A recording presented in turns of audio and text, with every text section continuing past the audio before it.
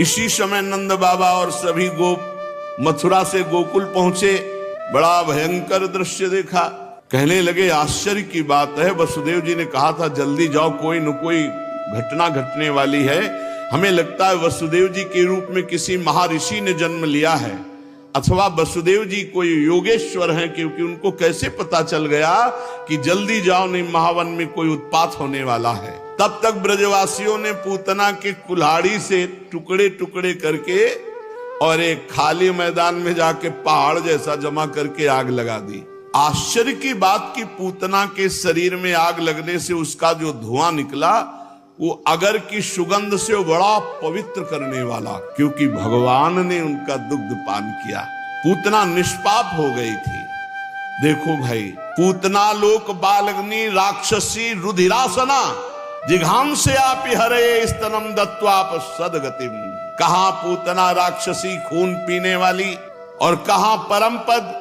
भगवान ने उसको वो परम गति दी जो संत महापुरुषों को बड़ी दुर्लभता से मिलती है। किम पुनः श्रद्धया भक्त्या कृष्णाय परमात्मने यच्छन प्रीतमं किम्नु रक्तास्तन्मातरो यथा। फिर कोई यदि हमारे भगवान श्री कृष्ण को श्रद्धा भक्ति से वात्सल्य रख के दुलार रख कर अनुराग पूर्वक अपनी प्रिय से प्रिय वस्तु पवाता है, उसको परम पद मिलना। अरे परम पद क्या है। फिर सोचो इन ब्रजवासी गौओं को जिनका दूध भगवान ने पिया, इन ब्रजवासियों के जिनके प्यार में दुलार में भगवान ने माखन छीन छीन कर पाए, छुप छुप कर उनको सुख देने के लिए लीला की। परीक्षित देवकी नंदन भगवान कैवल्य आदि सब प्रकार की मुक्ति और सब कुछ देने वाले हैं। उन्होंने ब्रज की गोपियों और गौओं का वह दूध जो भगवान के प्रति पुत्र भाव होने से वात्सल्य स्नेह की अधिकता के कारण स्वयं झरता रहता था, भर पेट पान किया। गौएं गोपियां जो नित्य निरंतर भगवान श्री कृष्ण को अपने पुत्र के रूप में देखती थी, सब के सब परम पद को प्राप्त थे, सब के सब। जब नंद बाबा और ब्रजवासियों के नाक में वो धुआं पहुंचा पूतना का जला हुआ, तो उनका ऐसी सुगंध तो आज तक हमें नहीं मिली। और सब जब घर आए तो पूतना का पूरा वृत्तांत सुना। लाला को हृदय से लगाया कि सकुशल बच गया, हमारे भगवान की बड़ी कृपा। पर सबके हृदय में एक शोक सा था। इस घटना से सबके हृदय में एक शोक सा था कि कहां इतना आनंद मच रहा था, कहां ये दुष्ट पूतना किसके द्वारा भेजी गई, कैसे आई। ये सब विचार ही कर रहे थे कि इतने में देवाधिदेव महादेव दरवाजे पे खड़े हो गए पुनः आनंद मंगल मचाने के लिए। एक गोपी भाग के गई, बोली हे दैया, अभी तो पूतना आई थी, ये कौन आ गया। मतवाला जोगी द्वारे तेरे आया। हे दैया, दैया इसलिए साप फुस्कार चिता भस्मा लेपो गरल मसनम दिक्पट धरो जटाधारी कंठे भुजग पतिहारी पशुपति कपाली भूतेशो। ऐसे भगवान मैया, हाय दैया, ऐसा भयानक बाबा जी दरवाजे पे आया। उसे है बहुत सुंदर कर्पूर गौरम, पर कभी कभी लीला में ऐसा भयानक रूप धारण करते तो आनंद लेना था, इसलिए सबका चित्त बदलना था। ये पूतना की घटना विस्मरण करानी थी। जटाजूट सिर गंग विराजत त्रैलोचन मन भाया और ब्रसु पर असवार होए के श्री गोकुल में आया। हे दैया, मतवाला जोगी द्वारे मेरे आया। दैया माने तो दैव। हे विधाता, ये कौन सा बाबा जी हमारे दरवाजे आ गया। बैल पर सवार है, सिर पर गंगा जी विराजमान है, 3 नेत्र हैं, बाघंबर पाटंबर सोहे अंग छार लपटाया।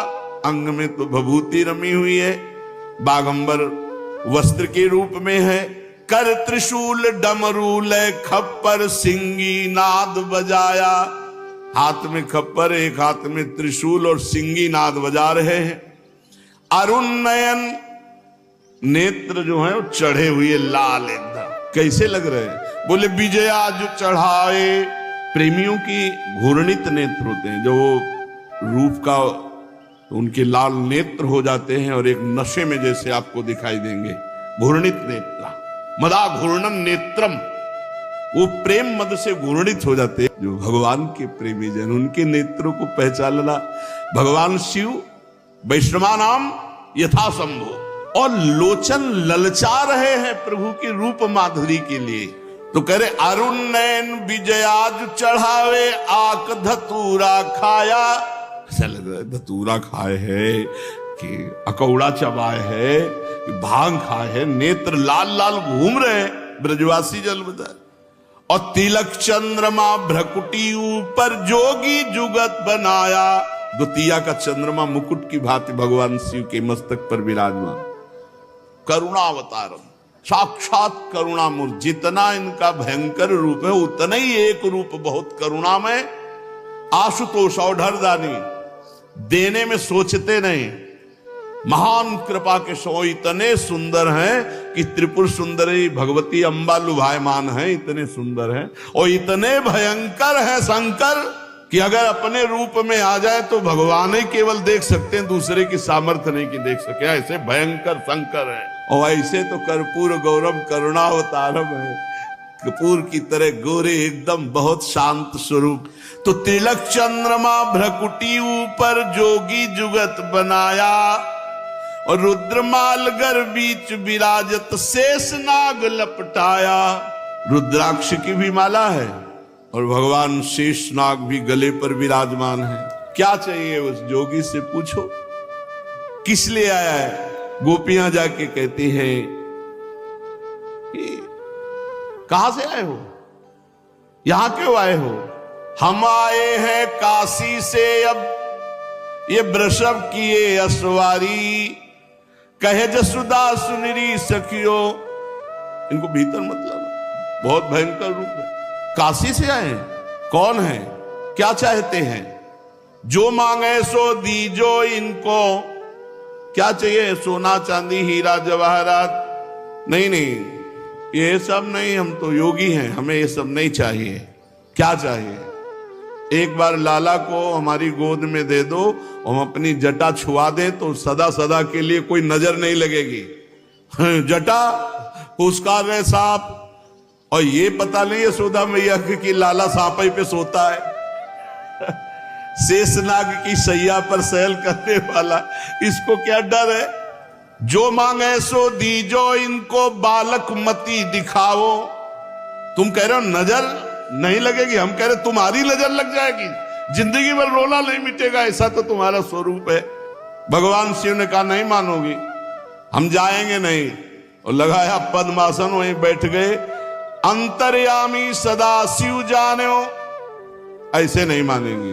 तो राधा राधा राधा राधा राधा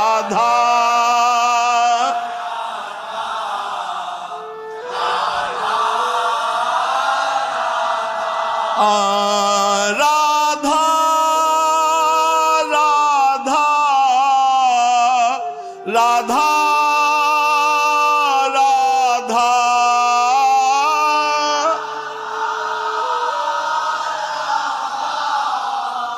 राधा राधा राधा राधा राधा राधा राधा।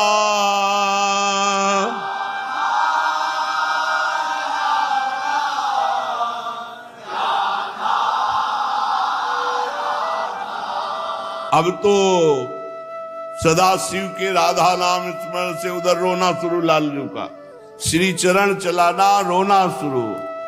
अब तो सब परेशान की ये जोगी का चमत्कार है कि लाला मैया ने विचार किया कि दूर से दिखा देते हैं। लाला को हाथ में लिया और सामने गए।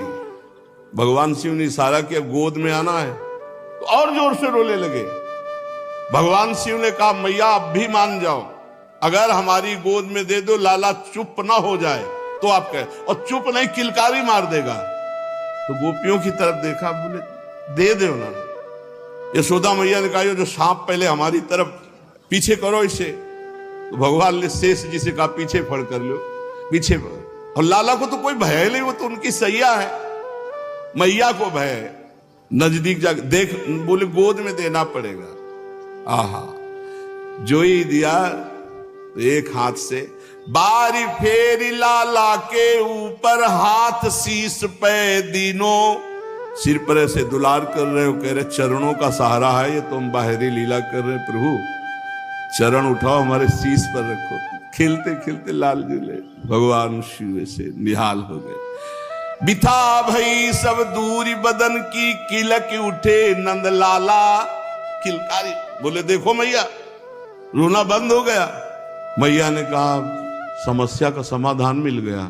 ए बाबा तुम काशी न जाओ और ये नंदगांव में बने रहो, जब लाला रोएगा तब तुम्हारे पास ले आएंगे, तुम हाथ फेर। बोले मैया पक्का, आज भी नंदालय में ही नीचे बैठे, आप देख लो जाके, जहां लाला का स्नान होता है वही नीचे नंदालय में। मैया रोज मैं यही स्नान का जल धारण करूंगा, और जब आपका लाला रोए तब। हर्षित भई नंद की रानी, दीनी मोतियन माला, लालजू की पहनी हुई। रहुरे जोगी नंद भवन को, यही मत जाओ। पहले तो मैया ने कहा भाग जाओ, यहां न रुको। जब एक उपाय पाया कि लाला जब रोए हाथ फेर दे बाबा, तो किलकारी मार दे, तो कहा तुम मत जाओ, जब रोएगा तो तुम्हारी गोद में ले आएंगे, तुम हाथ फेर देना। रहुरे जोगी नंद भवन को, ब्रज में बासो की जो, मेरो जब जब लाला रोवे तब तब दर्शन दीजो। तुम तो जोगी परम सयाने, तुमको वेद बखाने, बूढ़ो जोगी नाम हमारो, सूर श्याम मोहि जाने, सूर श्याम मोहि जाने। तब हाथ जोड़ी शिव स्तुति कीनी, लाला नेत्र उघार्यो, सूरदास स्वामी के ऊपर शंकर सर्व सुवार्यो। चलते चलते नेत्रों में नेत्र मिलाया, कहा प्रभु यही है। रोज एक बार रो देना, रोज एक बार रो दोगे तो मुझे रोज बुलाया जाएगा, और रोज मैं आपका स्पर्श प्राप्त। भगवान शिव आज भी नंदालय में विराजमान है। भगवान शिव के अभी पधारे। इतने में एक ब्राह्मण देवता हरि ओम मां हरि ओम, अकेले कंस ने भेजा था। कंस ने श्रीधर ब्राह्मण को भेजा, श्रीधर ब्राह्मण करम कसाई, कहो कंस सो बचन सुनाई। कंस को जब सूचना मिली पूतना मार डाली गई। पूतना, शास्त्रों देवताओं की एक साथ सामर्थ्य नहीं पूतना को परास्त कर। इसका मतलब है मेरे मारने वाला पूर्व जन्म का जब मैं काल नेमी था तो श्री हरि ने मारा, तो वही है वही, अब तो पक्का हो गया। इतने में आ गए श्रीधर पंडित, महाराज की जय। क्यों चिंतित हो प्रभु, मैं तुम्हारी आज्ञाकारी, नंद सुवन को आवो मारी।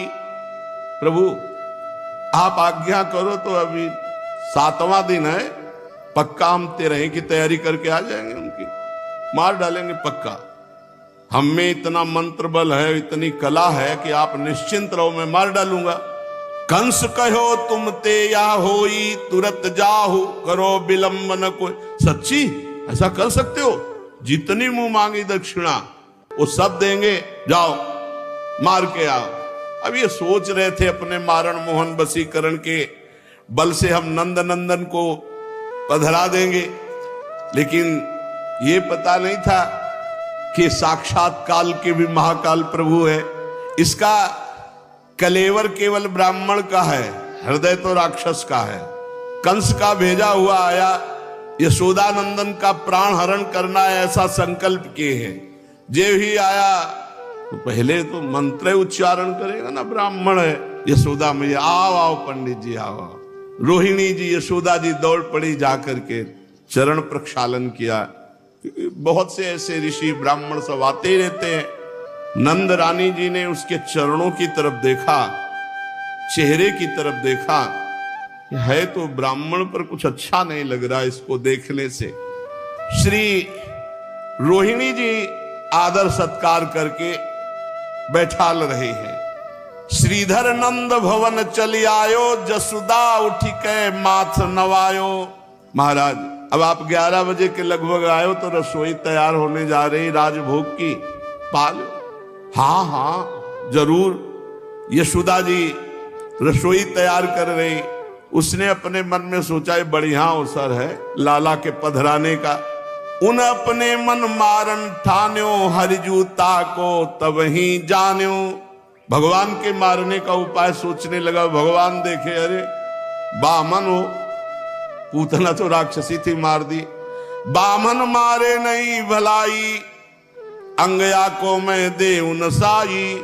जब ही बामन हरि डिगयायो, हाथ पकड़ हरिता ही गिरायो। श्रीधर ब्राह्मण मार खूब हिम्मत करके कि अंगूठे से जाके गला दबा देंगे। छोटे से बाल गोपाल सातवा देंगे। जो ही ऐसे की सो भगवान पकड़ लिए। भगवान ने उनका जो हाथ अंगूठा गले तक आया ऐसे दबाने के लिए उसी को पकड़ के ऐठा, वो तो गिर गए पासे में।